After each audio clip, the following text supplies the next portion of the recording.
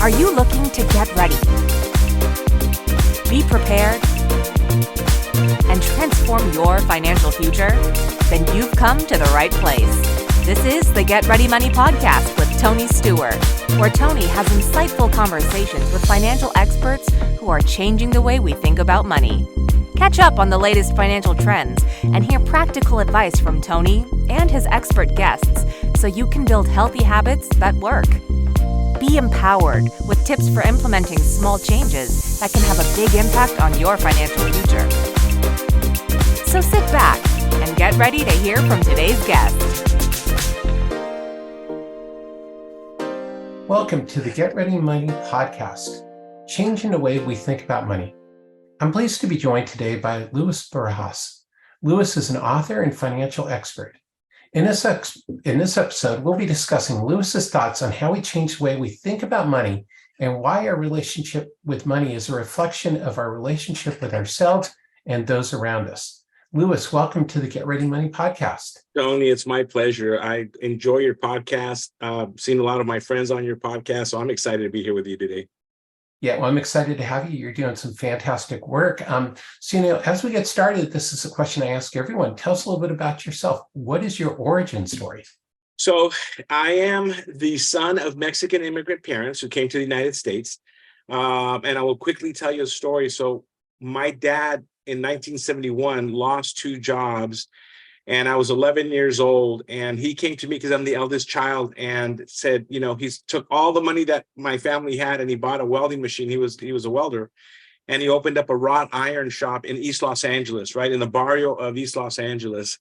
And because I spoke English, he said, "Can you help me filling out the business license?" And 2 years later, Tony, IRS showed up to my dad's shop and Mr. Barajas, and because he didn't really speak English, he called me. I was in there sweeping the floors, and he said, your dad hasn't filed tax returns for 2 years. And I'm a kid from East LA at the age of 13, and what do I know? And so I asked my dad, "Do you know what she's talking about?" And he looks at me, "Do you know what she's talking about?" So, we actually had filed returns. My dad had been like a cash basis employee in the past.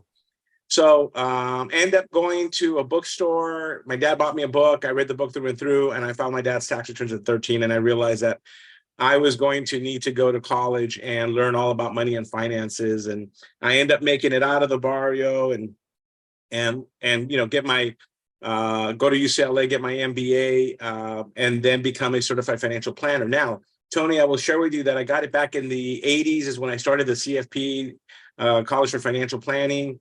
And so I think I may be the first Latino certified financial planner in the country. And the reason is I have yet to meet one. If somebody out there that listens to this podcast and knows somebody that got it prior to 1990, let me know who's Hispanic. And I went into financial planning and I quit. I hated it. I was there for 2 years. I went to Ameriprise. I was told that to be a great financial planner, I had to look out for the client and for me, and had to do what's best for both of us. And sometimes I come from a community that didn't have a lot of money, very underserved community, where back then in the 80s, Latinos were like 65% unbanked, meaning no checking account, no savings account. Forget about investing, right? Financial planning. I quit my job, ended up going to a firm in Newport Beach, California to get my CPA license. And I had tragedy strike in 1990. And so tragedy was I was raised by my grandmother because my mom got pregnant with me at age 15.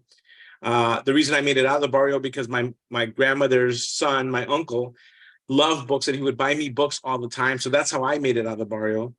And then an incident happened on September 8th, 1990 that just changed my whole life. So I was in Newport Beach as a financial planner, getting my CPA, working with multimillionaires and billionaires at the time, Newport Beach, California. And so my grandmother dies. I do the eulogy. My uncle commits suicide a few weeks after that. And then I do the eulogy. And then my daughter's born on September 8th, 1990. And on that day, that morning at 6:30 in the morning, I met a gentleman at a coffee shop that changed my entire life. I was overwhelmed. I hadn't eaten, so I stopped off at a coffee shop. I had gone to the house to go pick up some stuff for my wife that was at the hospital. And it was just a synchronistic event with this gentleman. While I was putting cream cheese on a bagel, while having a cup of coffee, running back to the hospital, The guy asked if he could sit next to me, and I told him, wait 2 seconds. I'm putting cream cheese on my bagel. I said, you can have my seat. It's got a cushion on it. Well, we end up having a conversation because he thinks something tragic, because while I was putting cream cheese, I was thinking that my daughter would never meet my grandmother and my uncle, the two people that inspired me the most outside of my parents. So this gentleman has a conversation, and we talk for maybe 15 minutes, 30 minutes, or an hour, Tony. I don't even remember. But that man changed my life. I went back to the hospital. My dad and my mom showed up like 3 hours later. And I told my dad, I met some guy at a coffee shop that just changed my life. I'm going to quit my job in Newport Beach, California, and I'm going to go back to the barrio to go help people build wealth. And so when we talk about mindset and mind shift and what my whole philosophy about life is, I will share with you, that's the day that it started. And I'll tell you who this gentleman was, because like 8 years later, him and I wrote, I don't know if it was his first book, but I wrote my very first book with HarperCollins. He did also. We met in New York again, and he didn't remember who I was because it was 8 years later. And I asked him what he was doing there. He said that he had written a book. He asked me, I said, I've got a book that's being published called The Latino Journey to Financial Greatness. He showed me his book. The title of his book, 8 years later, after I had met him at the coffee shop, was exactly the theme that he spoke to me at that coffee shop. And this gentleman has sold 38 million copies of this book, if not over 40 at this point now, Tony. And so if you ever saw Barack Obama's first inauguration, the invocation, the prayer, it was done by a gentleman named Pastor Rick Warren. So Pastor Rick Warren wrote a book called A Purpose-Driven Life. So he spoke to me about a purpose-driven life. And that's what happened to me. Back in September, I quit my job and I went back to the barrio, and I was there for 15 years working in the barrio with an office in the barrio. And I'm probably going over some of the questions you're probably going to ask me, but I'll stop after this. But I learned some significant lessons getting out from poverty, building a career, building some level of wealth, and then going back in 1990, when there was really not internet yet, and there really was no financial literacy, and there was so much poverty that everybody thought that financial literacy was the answer. And I learned a huge lesson that it wasn't. So I know that I've taken a lot of your time right now, but I'll let you jump in right now and ask me whatever you want to ask me. But I need to give you context to what I've done my whole life. And so the last 40 years, or 1992, whatever it is, 2023 now, I have worked with Latino clients, and now I've worked with people that are underserved communities throughout the country. And I also now have a business management firm where I handle Latin entertainers, some very famous young Latin entertainers who are making lots of money. So the dichotomy of having Latino wealthy young kids and, kind of middle class, lower middle class Latinos in the barrios that we still continue to help. Well, that's fantastic. I mean, there's so much there that resonates. As we've talked about, and people have listened to the show, is we've had some other Latina financial planners on, and Latino financial planners, and it is a very different marketplace because of culture, and because, as you say, access to banking, access to financial services. So just out of curiosity, because other CFPs listen to the show, what's your CFP number? So people can see. It was zero. Shoot, I don't even know. 03 something, whatever. You have to be one of the first ones. Are you under 100? Well, no. Not that early. Yeah. I would have to look it up. I mean, when the CFPs were around in the 80s, right? I mean, that's when they started. Mid 80s, right? Mid 80s, around there. Yeah. So it's been around. I've been doing this a long time. But it's now. It's a career that has become my occupation. I coined that term years and years ago when I did a talk, and I said, look, it's not my occupation, it's my passion. And I said, well, it's my occupation. And I continue to love it. Currently I'm on the national board for the CFP board. And it allows me to kind of take a look at also the industry and other planners and what they're doing and how we can continue to help the profession. So for us, it's really important that, we also, inspire young kids in these communities, Black or brown, because less than 4% or 4.5% of all CFPs are Black or brown. So that's one of the things that we're trying to do, is encourage a lot of young kids to enter a profession that I think is a profession that really helps a lot of people. Yeah, no, and I think that's so important, is because the traditional is when you look back at some of those, I saw something yesterday with those old E.F. Hutton commercials and Morgan Stanley, I think, and they're all the older white male, and people can't identify with them, and they oftentimes want coaching or services from people who understand where they're coming from. Yeah, we have to be careful also about. We have to be careful that that we're meeting the people kind of we understand the same socio-demographic, right? Because, for example, my kids are Latinas, right? My girls, but they have a completely different life than I had. I grew up in the barrio. My parents didn't have any money. My mom didn't finish high school. My dad had a sixth grade education from Mexico. So the odds of me going to college were slim to none, yet I went and got my MBA at Claremont Graduate School, studied when Peter Drucker was there. Now, both of my girls, they don't know what it's like to really kind of struggle, right? Then they're Latinas, but they're still can be financial planners and provide a lot of service, and they understand the culture. But there's certain demographics where you really have to kind of understand what it's like to suffer a little bit and know what it is to live like in a day-to-day kind of environment, right? From a financial planning standpoint. Yeah, 100%. And I think that points out something that's so important to solid planning is listening to your clients, understanding what your clients see as their challenge, rather than leading with product first, is listening to your client's background. Is because for your father is, let's say, he's going to have a very different goal in mind of what he sees as comfortable retirement, just because of his circumstances and where he started. Well, there's also, Tony, I'll share with you, you also, as you're listening to the client, there are things that are not being said, but are being said. So let me give you an example. And I'll give you an example from life insurance, because I know you've written books on life insurance. And so at the beginning, when I went back, so what happened was I grew up really poor, but I had parents who were genuinely loving and were there for me. And, financially couldn't help me out, but they were always very, very supportive. I leave, and then I get all this education, hang around more Anglo white friends, and then I start working with really super wealthy people, going out to dinner with them, and then I go back to the bottom. And then I think, I grew up there my whole life. I'm gonna fix it. You forget what it is to have a mindset. So when I went back, the reason why I wrote a book called The Latino Journey to Financial Greatness, it's a book about mindset. It's not a book about how to budget or how to open up an investment account. It was that no amount of financial literacy was going to help that community out. It was all about a mindset. So I started writing books because I grew up in that community, speaking to them in their face about certain things that were creating obstacles for us to continue moving forward. And there, let me give you the example on the life insurance part. There is this theme among Latino men, okay, the machismo, but there's another theme that if I ask them on a scale of 1 to 10, Jose, how much do you love your family? Oh, they go an 11. I go, are you sure? An 11. Well, listen, you're the only worker in the household right now. Your wife is staying home with a couple kids, and so, but your wife and your children are dependent upon your income. We should take a look at maybe getting you a term life insurance product, because it's not a want, it's a need for you. Oh, yeah. But I will share with you that almost every financial planner that works with Latinos, they'll come to me and they say, Louis, what is it that Latino men, why will they not sign on the line? Why will they not get life insurance?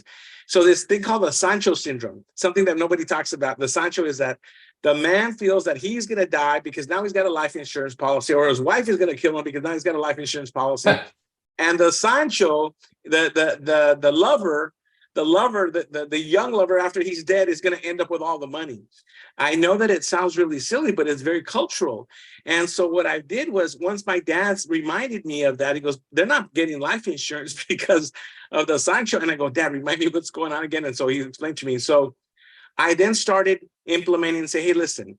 So something that you didn't mention to me is that, are you concerned about, because you guys are young, and if you pass away, that some other man goes, well, there's a way to protect yourself around that. We need to get a trust. Well, what's that? If they don't have life insurance, they have no idea what an estate plan is, right? We can get a trust. We can do an AB trust. The money can go in for the kids, half the money for the kids. Your wife has to run it for the kids, but it's going to be the kids' money. Once they start looking at that, there's ways around what they've created ideas in their head that may never happen. Then they would go get the life insurance, right? Because we were also going to do the trust now as well. So those are the unsaid things in the community. So if you know the community well, that's where, that's the stuff that I write in the books. You know how to approach it, because part of our goal as financial planners is the execution of the plan. Right? There was this wonderful book that was written years ago, not that long ago, but called Pound Foolish. It was like Penny by Pound Foolish.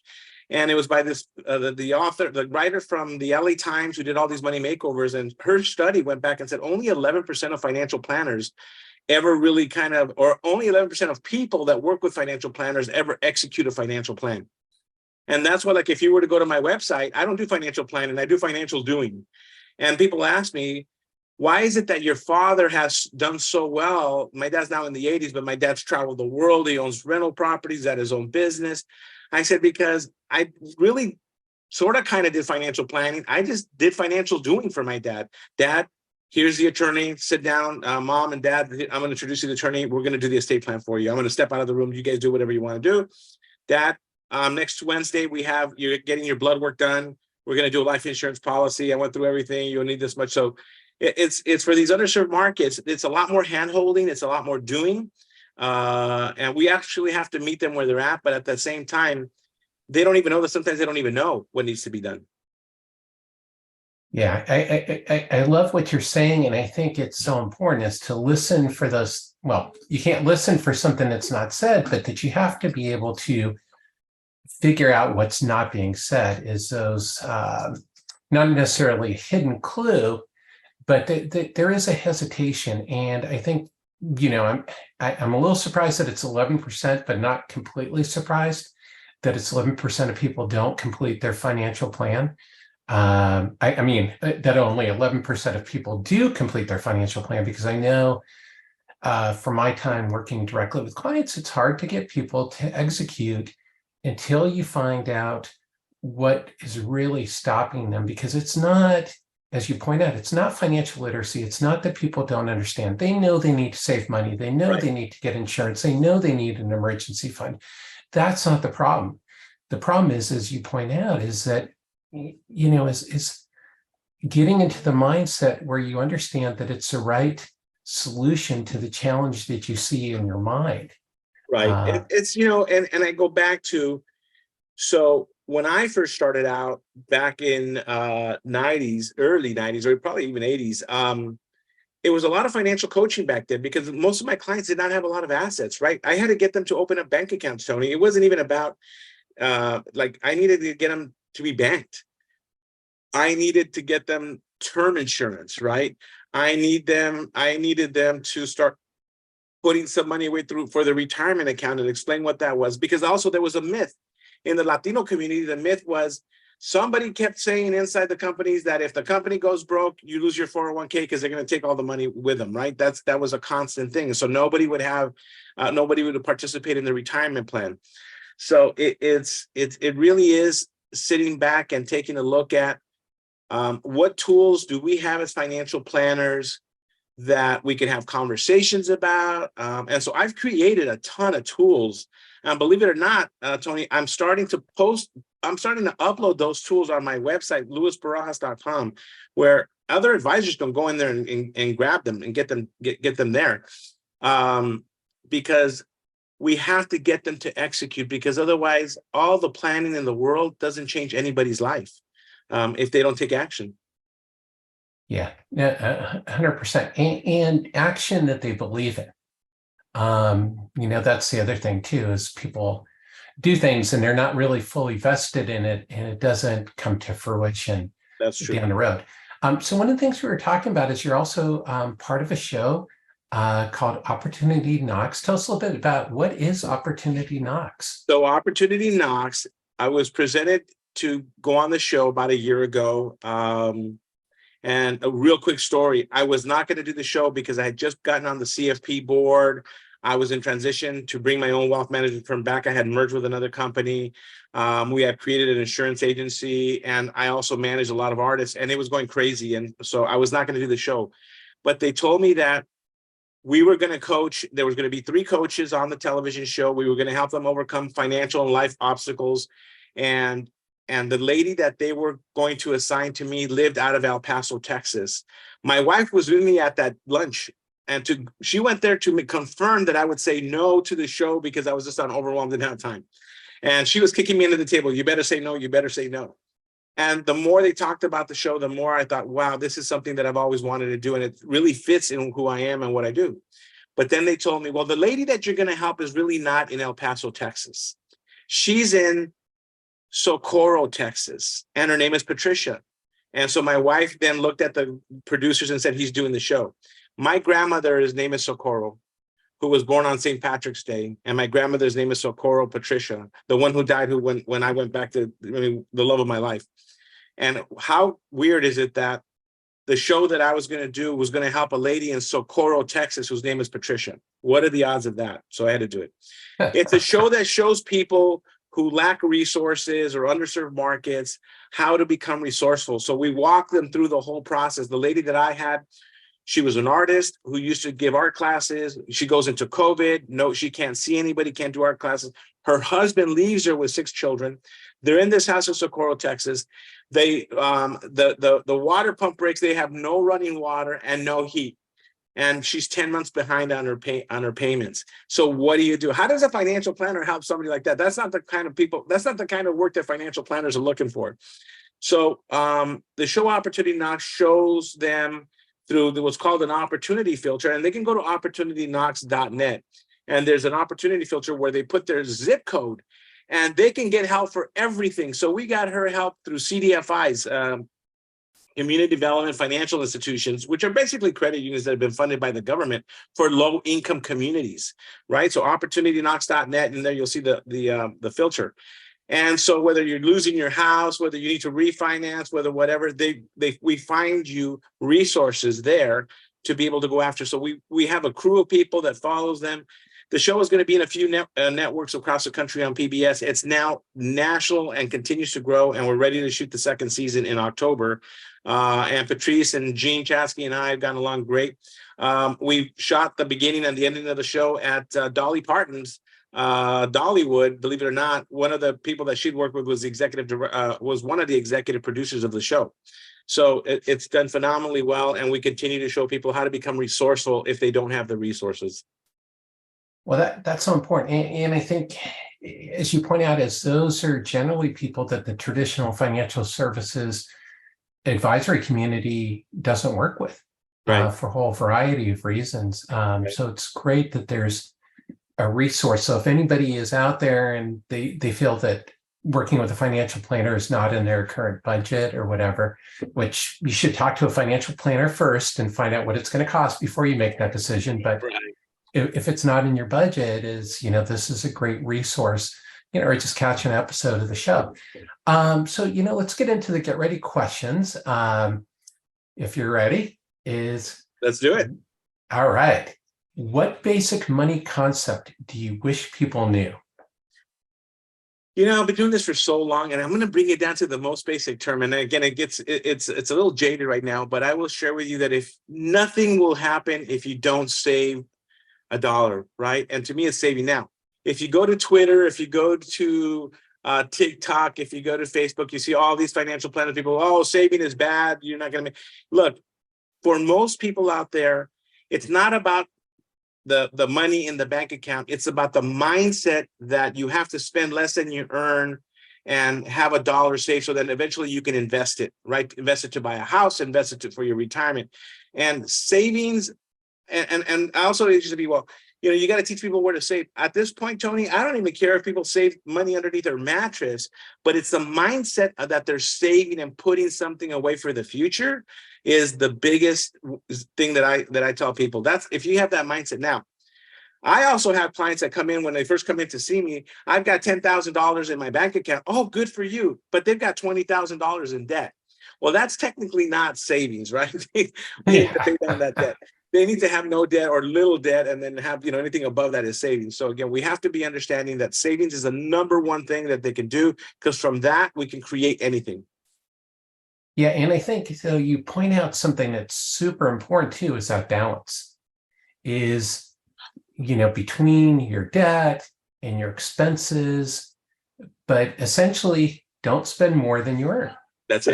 That's a How simple is golden rule. how simple is that, right? And then again, there's plenty of people who show us how to invest the money, but the problem is we can't invest the money for them if they don't have that dollar saved.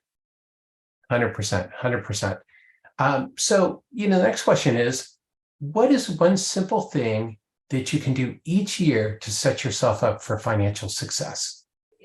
Well, it's, I think that the simplest thing is to put everything on automatic. We sit there and we'll have values conversations with our clients. We want to align their values to their goals, to their budget and everything else. But the most simple thing that people can do every year is annually have a meeting with themselves, with a financial planner, and look at their goals and say, how can I take that goal and put it on automatic? Like, for example, you start your retirement fund. Automatically is they take the money from your paycheck, you don't see it, it goes into the investment account. If you want to start saving money, your money goes into your paycheck, goes into the bank, you have it automatically taken to your investment account or your savings account without thinking. Because if we rely on our emotions, or for us to be very clear-headed about what we need to save every month. But what happens is we're having a bad day and let's go on a vacation. We're having a bad day here. I live in Southern California. I live actually 8 miles from Disneyland. And it's very expensive. I'm having a bad day. Oh, let's just go to Disneyland. And all the money that I was going to save, I just spent. So it's putting things on automatic. Yeah, no, I love that. And it's so important is because the other thing too is that it takes discipline to each quarter or each month take money from your paycheck and move it into your investment account. And if you automate it, you also remove that friction. We remove that friction from exactly, and also emotions, behavioral, sabotage, a whole bunch of stuff. Absolutely, you can remove that. So again, I go back to it's important to look at your values, align everything, but at the same time, you can overcome a lot by just automating. And then what happens? You create these good habits, right? The habits are automatically created because the money's going in there. And I will share with you that people that tell me that they live paycheck to paycheck, Tony, who do that, always find the money to put it away. Always find. I work with people in the barrio who would make minimum wage. And for years, I found money to be able to put away every single week or every single month. Yeah. And it's having that mindset that it's an important goal. Is because when something is important to us, is we find a way to do it. Yeah, well, you mentioned always, something earlier. You mentioned something that's tied to this. It was not it's a mindset, but it's also when they put that away, it's they've clarified their why, right? That's what you were basically trying to say. They have a strong enough why that it's not going to savage. They're not going to go in there and pull the money out. So, you've clarified their why, and then they're automatically saving. You can go back to their why. That's the most important part. Yeah, it's like that Simon Sinek book, Start with Why. Start with why. So, as we're talking about habits, what is one habit that people can use to change the way they think about money, what they do with their money? What's a habit? Yeah, it's a habit is basic. Well, I don't know if it's a habit. So it's just constantly being more conscious of what their goals are and what their spending is and where their life is. So I will share with you that one of the habits that I have with my wife is we sit down. We are so busy, Tony. You don't have an idea how busy we are. Yet we make time twice a year, in January and around July, August, around this time. And we sit down. I use a software called eMoney that I've been using for my clients forever. We sit down with our software and we'll look at the money in the bank. We tie to our goals. Where are we at? Are we where we're supposed to be? Do we have enough to make work optional? I've got 8 grandkids, we're all 5 and under. And, do we want to leave a legacy? And what are we planning for? So we sit down to take a break from life, because life is just, everybody's so busy with raising their children and their careers and everything else. So blocking off time to really think through what they're doing. As you and I know that most people spend more time planning a vacation ever than they're planning their finances. And if they can create that habit where they block it off on their calendar and follow through. And then I suggest not doing that at their home or an office. I said going off site, right? Going off site to be able to take the laptops and go to the beach or something, but really dream. And it's really, if you have a partner, it's really inspiring because you're working together close on things that help you. So taking time off and blocking, that would be the one habit that I would share with you that really can be profoundly changing for people. Yeah, I love that. I've written about that, and my advice is very similar to yours. Is to make it like a meeting, is to not be somewhere where you're going to be distracted. Is to do it, schedule it, and see it through. And Yep. I love that advice. And it's a simple habit that anybody can do. Make a money date. I've also heard people refer to it as. So, Louis, you deal a lot with money myths. What money myth are you trying to break? So for the clients that are in the underserved communities, the money mindset myth that I'm trying to break is that money is bad. Believe it or not, I will be doing a talk to 50 people, 100 people, and I'll say, raise your hands if you think money is good. And everybody raises their hand. And then raise your hand if you think money is bad. And I said, let's see who's really honest and thinks money is bad. Maybe one or two people will raise their hand. And then I'll use the example, because when we grew up in very poor communities, the people that had money were the people that were mostly in the past used to be the drug dealers and everything else, right? And I said, so if you see a young 25-year-old in your community driving a Mercedes-Benz or, I don't know, some kind of Ferrari and whatever, what do you think? What do you think? And they go, oh, he's selling drugs. And I said, so every time you see someone who has money in your community, you're thinking that he's doing something bad. So the problem is your brain can't handle, you're saying it's good, but you're believing that at some level it's bad. And it's hard to attract it. Or when you do have it, you sabotage yourself. It's like that old, I think Tony Robbins talks about the thermometer, right? You every time something happens, you get to a certain level, 90 degrees, the thermometer goes on and you come back down. And so the whole concept of thinking that money is bad, money is, and I will pull out a dollar bill and say, money's just paper. It's really just paper. Money just makes you more of who you are. And so if you're a good person and you make a lot of money, you'll be able to help a lot of people. If you're a bad person, it's going to make you a worse person.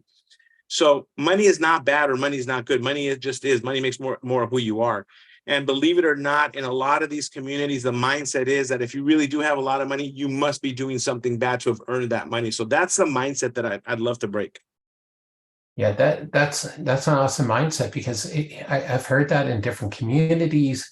Is it's just a fact. It's the way it is, and there's nothing good or bad about it. But it's getting people to change that perspective.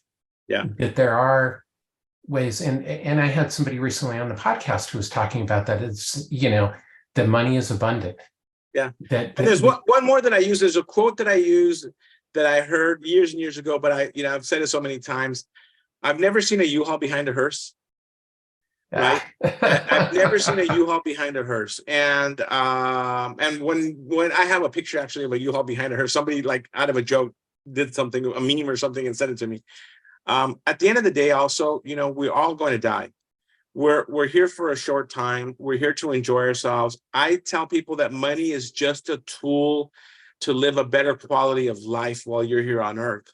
And that there are some people who are so scared by the financial planning industry about not having money that they never spend it, they hoard, then they get cancer, they die, they never got to enjoy their money. And so right now, believe it or not, Tony, I'm meeting with a lot of 60 and 70-year-olds who have so much money saved because they didn't want to spend any money. They've never traveled. I said, you've got to spend some of that money now. You got to go travel. You got to go enjoy life, go make memories with your grandchildren. You got to go make memories. So I've said, I've never seen a U-Haul behind a hearse. You're not going to take anything with you. Try to make sure that the money is being used to help you express your full potential and live your highest purpose. I love that. That's awesome. So, Louis, let's go back. You talked a little bit about your early life. Let's go in the time machine.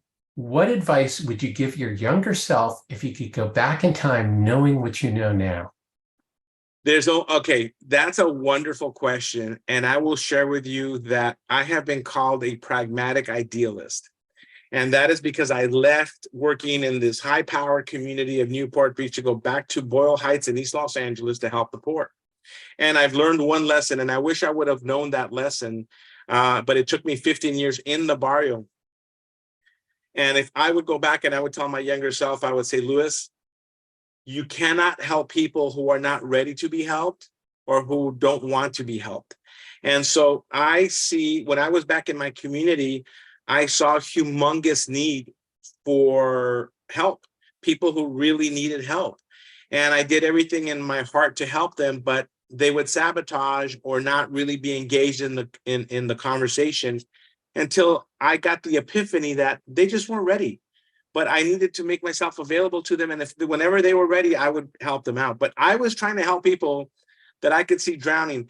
Imagine, Tony, just real quick, here's the analogy. You and I are on this beautiful small yacht, and we have food, and it's cold outside, and we see, people that their boat overturned, they're drowning, right? They're drowning.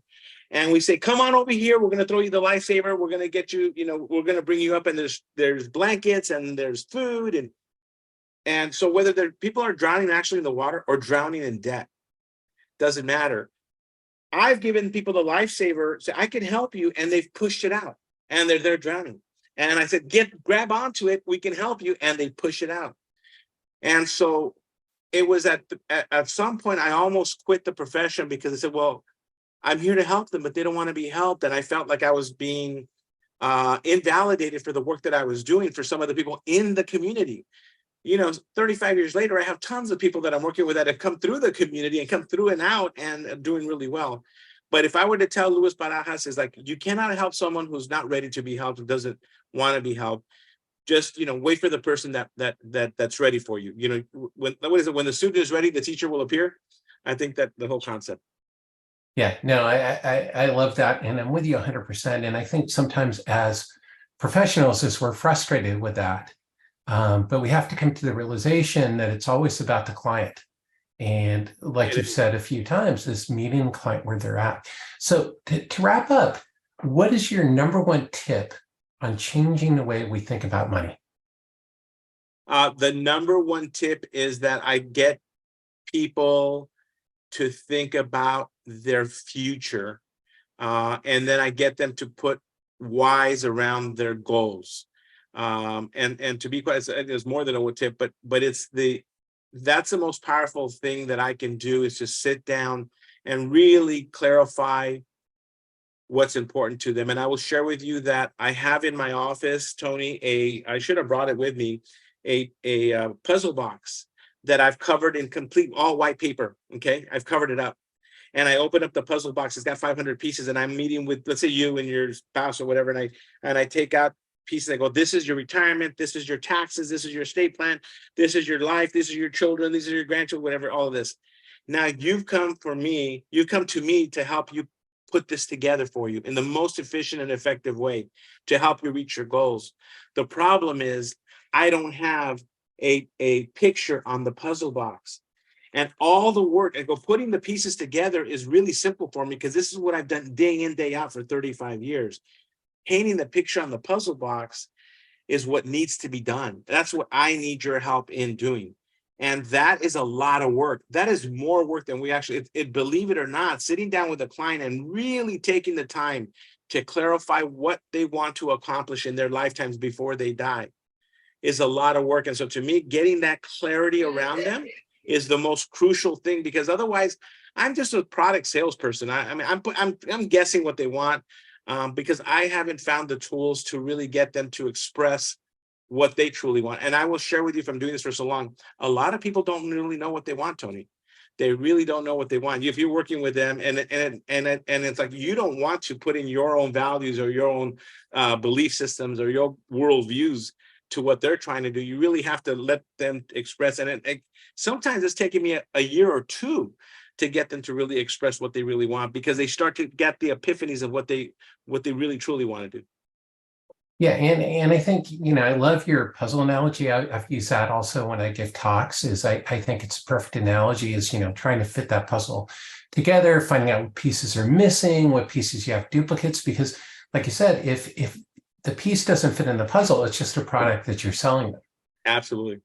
And I think that's so important, is that, as advisors, it may take more time to figure out what the client's picture looks like. But once you do that, you're going to have a client for the long term, rather than somebody you've just sold a product to. 100%. So amazing advice. So Louis, where can people learn more about you? Where can they pick up a copy of your books? I think your most recent book was The Go Better Entrepreneur. Entrepreneurs. Actually, it's being released later this year. So, Oh, look, fantastic. all the books are on Amazon.com. Just put Louis. It's Louis. They can go to LinkedIn. My website is louisbarajas.com. LOUISBARAJAS.com, and that's where they'll find everything. The books there, and all my. And if they actually want to see some of the coaching tools that I use, I've uploaded them there for anybody who wants them. Fantastic. And for everybody who's watching or listening, as always, I'll post links to Louis's books and to his website in the show notes. So you'll be able to find those there, or just reach out to me, of course, to get those links. So Louis, thank you so much for taking time and coming on the podcast today. Tony, I was so happy and delighted when you said that you'd have me on your podcast. I admire the work that you're doing and the people that you've had on your podcast. I've been listening to it. And so I've learned from it as well. And I've been doing this forever, right? So thank you so much for all the work that you're doing as well. I appreciate you. Yeah. Well, thanks. And I appreciate it. It's because of guests like you that make it happen. As you mentioned, is we have a lot of people in common who've been on the show. And I know there's other people out there who are watching and listening, and I'm hoping that it helps them as well spark a new idea. And I'm sure you've sparked some new ideas for everyone today. So thanks again. And thank you everybody for tuning in to the Get Ready Money podcast. Please remember to subscribe. Until next time.